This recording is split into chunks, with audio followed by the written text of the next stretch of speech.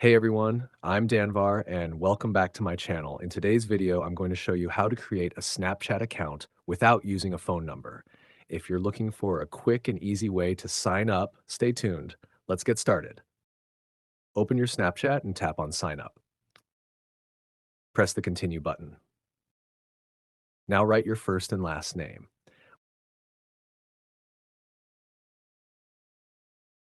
Set your date of birth and move on to the next.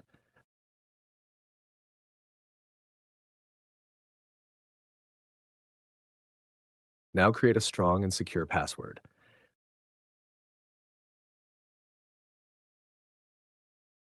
Enter the email on which you want to create an account.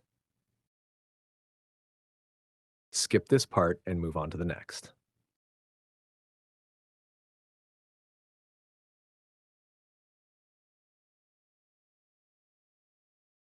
Now your account will be created. Thanks for watching. If you found this video helpful, don't forget to like and subscribe for more. See you in the next one.